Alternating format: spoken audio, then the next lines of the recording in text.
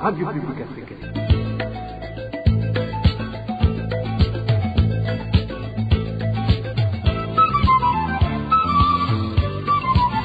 Radio Publique Africaine.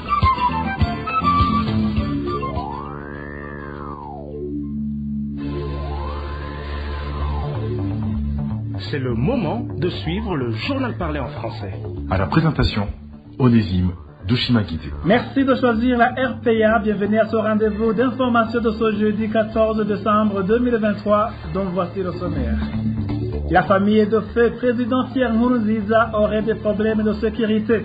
Révélation faite par le journaliste d'investigation Bobo Rugurika. Vous aurez les précisions dans cette émission. Le responsable du parti CNDD-FDD sur la colline Soussa de la commune Niega en province Kirundo est accusé par la population d'actes de malfaitance et d'injustice. Dans cette édition, nous parlons également d'un financement de prix de 696 millions de dollars qui a été approuvé par la Banque africaine de développement BAD en faveur du Burundi et de la Tanzanie pour la construction de 651 km de rails afin de développer le réseau du corridor central. Voilà pour le sommaire. Ouvrons cette édition sur la page politique. Après la mort du père et les biens pillés, la famille de feu président Nkurunziza aurait des problèmes de sécurité. Révélation faite par le journaliste d'investigation Bob Rugurika. Pour lui, le parti au pouvoir aurait même envoyé le fils de Nkurunziza étudier à l'étranger pour se débarrasser d'un élément gênant. Quant à l'experte en criminologie, lorsque l'on prépare du mal pour les autres, il finit par te retourner. Le point avec Emmanuel Nyungeko. Peu après la mort du président Pierre Nkurunziza, de mésaventures se succèdent dans la famille. Les tueurs du président Nkurunziza, qui se recrutent parmi les membres du parti au pouvoir, ne comptent pas laisser tranquille la famille. Comme si l'assassinat du président Nkurunziza ne suffisait pas, ils s'adonnent au pillage de ses biens et ensuite de sommer l'insécurité dans la famille. Le fils aîné de feu président Nkurunziza aurait été obligé d'aller continuer ses études militaires à l'étranger. Une stratégie d'éloigner un élément gênant, comme l'a révélé le journaliste d'investigation et directeur de la RPA Bobo Rugurika lors de l'émission Ijamboni Gwawe de vendredi dernier. Je voudrais vous dire aujourd'hui, peut-être que déjà ne le savez pas, la famille Nkurunziza est pour le moment dans des difficultés. Son fils aîné, vous le savez, très récemment, il a eu des problèmes de sécurité. Vous savez qu'il a dû quitter l'ISCAM et il a été envoyé à l'étranger. Il ne l'a pas fait de son gré, mais par intimidation car il avait des réclamations notamment en rapport avec la mort de son père et ses richesses qui ont été pillées par certains Bagumyabanga du parti CNDD-FDD, dont certains dirigeants du pays. La criminologue Nadine Nibigira, également invitée dans cette émission, dit ne pas être étonnée par ces révélations. Pour elle, le mal que tu souhaites aux autres te revient toujours. Le mal organisé est fait pour les autres te retourne à un moment donné. Cela a été remarqué pour les pouvoirs actuels ou ceux du passé ou dans d'autres pays. Lorsqu'un pouvoir dirige mal la population, il sème la haine et instruit le mal. Ils ont des groupes de miliciens, des groupes qui les aident à éliminer les gens. Il est à signaler que même Leonidas Natungimana, qui fut porte-parole du président Nkurunziza, reconnaît que le système d'auto-élimination est une pratique courante au sein du parti CNDD-FDD. Toujours en page politique, alors que les élections collinaires des quartiers, les communales, les législatives et les sénatoriales se tiendront en 2025, les élections présidentielles, elles, auront lieu en 2027. Mais parmi les amendements du code électoral figurent ceux relatifs à cette présidentielle. Le point avec Emile Nibasumba. Le candidat aux fonctions de président de la République doit jouir uniquement de la nationalité burundaise d'origine. Il doit également être âgé de 40 ans révolus au moment de l'élection. Il doit aussi résider sur le territoire du Burundi au moment de la présentation des candidatures. Le candidat peut être présenté par un parti politique, la coalition des partis politiques, ou se présenter en qualité d'indépendant. Parmi les dossiers à présenter figure un certificat médical établi par une commission de 5 médecins désignés par le ministre ayant la santé publique dans ses attributions. La candidature aux élections présidentielles doit être parrainée par un groupe de 200 personnes formées en tenant compte des composantes ethniques et du genre. Les membres du groupe de parrainage doivent eux-mêmes réunir les conditions de fond requises pour l'éligibilité aux élections législatives. Le candidat au poste de président de la République doit aussi payer une caution. Elle était de 30 millions de francs burundais lors des élections de 2020. Aujourd'hui, elle devrait atteindre 100 millions selon l'amendement approuvé par le Conseil des ministres. Le gouvernement explique que c'est pour éviter des candidatures fantaisistes, mais la plupart des partis politiques estiment que la caution est exorbitante pour limiter plutôt les candidatures et ainsi enterrer la démocratie. Ces partis politiques demandent aux députés et aux sénateurs de réduire cette caution exigée pour les candidats aux fonctions du président de la République. Selon ces partis, la richesse n'a rien à voir avec la capacité à gouverner. Parlons droit de l'homme à présent. La population du quartier Busolo dans la zone Kanyosha, mairie de Bujumbura, déplore le mauvais comportement d'un policier nommé Mertus Wisezelano qui la maltraite souvent. Selon les habitants du quartier Busolo, ce policier arrive même au point d'emprisonner injustement la population, comme ça a été le cas très récemment. Écoutez plutôt le témoignage de l'un des habitants du quartier Busolo. Nous habitons au quartier Busoro dans la zone Kanyosha en commune Moha. C'était le 11 décembre 2023, lundi dernier vers 19h30 ou 40, si je ne me trompe pas. J'étais assis quelque part avec mes amis dont Emmanuel Hakizimana, Emmanuel Habonimana, Eric Nshimirimana et un certain Alexis Ndoyezu où nous prenions un verre entre amis et frères. Tout à coup, un policier nommé Mertus Wisezelano est venu et nous a demandé de lui offrir un verre, mais nous lui avons répondu que nous n'avons pas d'argent. Par la suite, le dit policier a répliqué en disant que si nous refusons de lui offrir un verre dans l'immédiat, nous allons lui offrir plus d'un verre plus tard. Ces propos nous ont surpris et nous lui avons demandé comment nous allons lui offrir plus d'un verre en même état, comme le dit policier était connu dans le quartier pour son mauvais comportement et tout le mal qu'il fait à la population. L'un de nos amis appelé Alexis, qui était avec nous dont le policier avait accusé injustement de vol, lui a rappelé qu'il lui avait payé 100 000 pour un téléphone qu'il n'a pas volé. Ainsi, Alexis a également continué à s'adresser à ce policier en lui disant que cette fois-ci, il n'aurait rien. Soudain, le policier a été pris par la colère et a appelé d'autres policiers par téléphone en s'attaquant à Alexis, notre ami. Une fois que d'autres policiers sont arrivés sur place, il leur a dit d'arrêter Alexis Ndoyezu. En plus, le même policier a même tabassé certains habitants au point qu'ils étaient devenus inconscients, ce qui pousse la population locale à demander que ce policier soit sanctionné.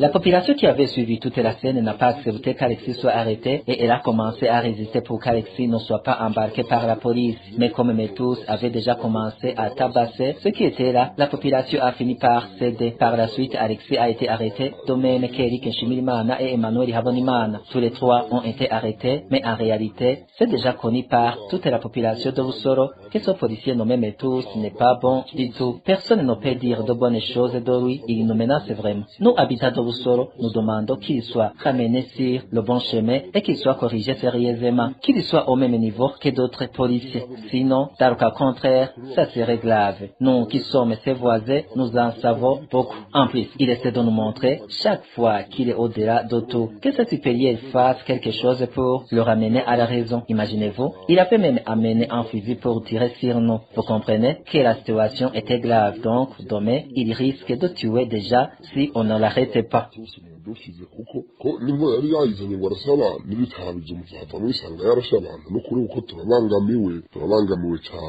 Toujours au chapitre droits de l'homme, le responsable du parti CNDD-FDD sur la colline et Sousa de la commune Ntega en province Kirundo est accusé par la population d'avoir coupé injustement les arbres appartenant dans une plantation d'un citoyen, mais que jusqu'à présent, il n'a pas été inquiété. Les proches de la famille de son citoyen demandent à la justice de le rétablir dans ses droits, étant donné qu'il serait victime de son appartenance au parti CNL.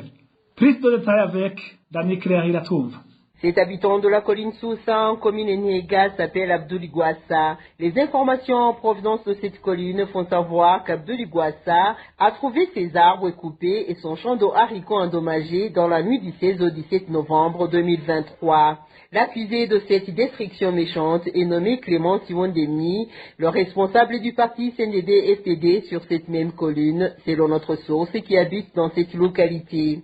Ils ont coupé 34 arbres en jeunes plants de sa plantation et ils ont endommagé les haricots. En cherchant où étaient passés ces arbres, il les a retrouvés chez le responsable collinaire du parti CNDD-FDD, qui est aussi agronome sur cette colline. Il ne sait pas encore pourquoi ils ont coupé ces arbres. Jusqu'aujourd'hui, personne ne connaît le motif qui les a poussés à couper ces arbres.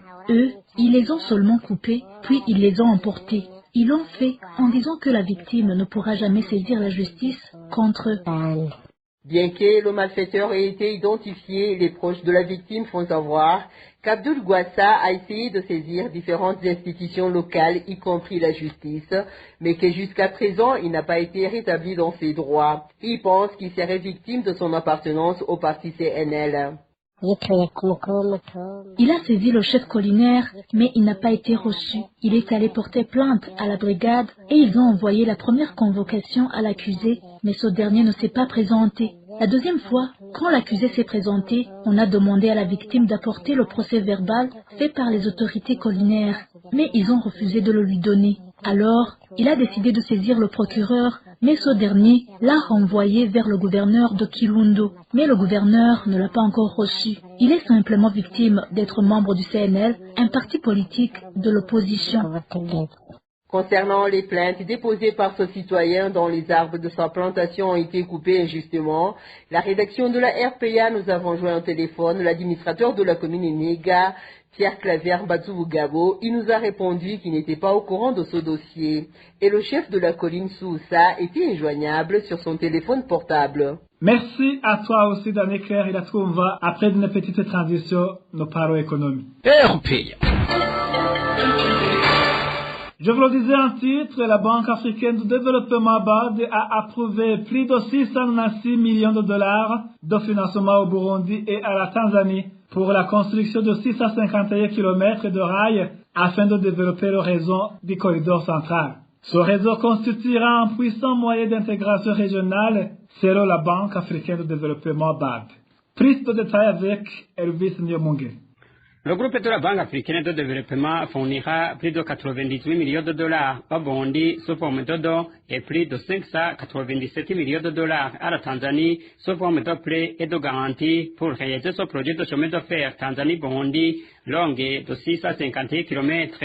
Cette ligne ferroviaire de une partie du budget a été approuvée par le conseil d'administration de la BAD le 8 décembre dernier, sera subdivisé en 3 tronçons, celui de Tabora Kigoma de 411 km et Upinza Malagaradi de 156 km en Tanzanie, ainsi que le troisième tronçon de Malagaradi Musongati de 84 km au Burundi. Ce réseau de chemin de fer à écartement standard sera relié à celui de la Tanzanie, donnant accès au port de Dar es Salaam. La Banque africaine de développement indique qu'elle a accès à un service efficace et rentable de transport en vrac sur de longues distances grâce à la voie unique électrifiée à écartement standard, encouragera l'exploitation minière à grande échelle et l'agriculture commerciale. La construction de ce chemin de fer permettra au Burundi d'intensifier l'exploitation du nickel, dont le pays dispose du 10e plus grand gisement mondial dans les champs miniers de Musongati. Le pays dispose également de ressources telles que le lithium et le cobalt qui devraient générer des revenus importants pour le pays grâce à la liaison ferroviaire avec le port de Dar es Salaam qui représente actuellement 80% du commerce d'importation et d'exportation du Burundi. Merci à toi, Elvis Nyomungeri. Parlons gouvernance à présent. Des contrats non conformes à la loi et des heures supplémentaires impayées font partie des indignations des employés de l'entreprise BRA Manufacturing. Ces employés demandent au ministère de la fonction publique et du travail de les aider à retrouver leurs droits, d'autant plus qu'ils viennent de passer plusieurs années à être maltraités. Eloge Divers Méchant nous en dit plus. Au sein de la société BRA Manufacturing, aucun employé ne reçoit un contrat respectant le code du travail. Cela est dit par certains employés de cette entreprise qui fabrique des produits en plastique et dont l'employeur est le nommé apôtre Jean-Paul Manelakidza. Nos sources parmi les employés indiquent que les contrats qu'ils reçoivent sont indiqués par l'employeur comme étant des contrats d'été qui durent une année et ne changent jamais. À côté de cela, ces employés se lamentent de travailler plus de 8 heures par jour et les heures supplémentaires ne sont jamais rémunérés. L'entreprise a démarré des activités en 2012 et jusqu'à présent, aucun employé ne possède un contrat conforme au code du travail. On nous donne des contrats intitulés contrat d'essai qu'on nous donne de façon continue. À part cela, nous travaillons plusieurs heures et on ne rémunère pas les heures supplémentaires. On travaille en 2 groupes et chaque groupe travaille 12 heures par jour. Ces employés de BRA Manufacturing accusent leur employeur qu'au lieu de trouver une solution à leurs revendications, il a plutôt essayé de faire ce qu'il qualifie de magouille afin de se protéger. Ceux qui haussent la voix parmi les employés pour dénoncer les magouilles se voient chassés de leur travail par la suite. En 2019, l'employeur a fait ce qu'on qualifie de magouille en amenant des sociétés de sous-traitance pour nous diriger et il les change année par année jusqu'à aujourd'hui. Il nous a dit que c'est ce qui se fait actuellement, mais nous avions vu que c'était une forme de ne pas répondre à nos revendications qui dataient déjà de plusieurs années. Ce qui est triste, c'est qu'un employé qui ose parler de nos revendications, il est renvoyé automatiquement et c'est facile vu que nous n'avions pas de contrat. À titre de rappel, ces employés se sont même confiés au ministre de la fonction publique et du travail, ainsi qu'à l'inspection générale du travail, mais aucune suite favorable à leur réclamation n'a été obtenue, malgré que ces institutions leur aient promis de les aider à retrouver leurs droits. Certains employés font savoir d'ailleurs qu'il y aurait une complicité entre le ministre et leur employeur du fait que le ministre ne leur répond plus quand il le sollicite ces derniers jours. La RPA a téléphoné au ministre de la fonction publique et du travail, Vénuste Muyabaga, pour recueillir sa réaction, mais son téléphone sonnait sans que personne ne décroche. Quant à l'apôtre Jean-Paul Manelakidza, il nous a raccroché au nez après une brève présentation. Dans l'édition de demain, nous vous ferons part des indignations de ces employés de BRA Manufacturing en rapport avec les cotisations de l'INSS et l'obtention de la carte mutuelle. Merci à toi aussi, Eloge Divers Méchant.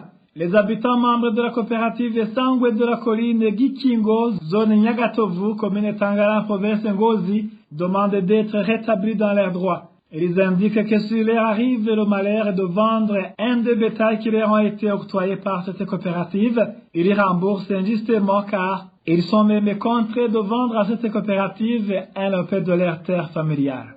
Le point avec Eric Nyonzima. Coopérative Sangwe fait partie des projets du gouvernement. Dans ces plans d'action figure l'octroi des petits bétails à l'endroit de la population pour qu'elle puisse sortir de la pauvreté. Les habitants de la colline Kikingo, en commune Tangara, indiquent que lorsque le bétail se multiplie et qu'ils vendent quelques-uns de ces animaux pour couvrir leurs besoins, ils sont punis injustement car ils sont contraints de céder à cette coopérative une partie de leur propriété foncière. Regrette cet habitant qui s'est entretenu avec la RPA.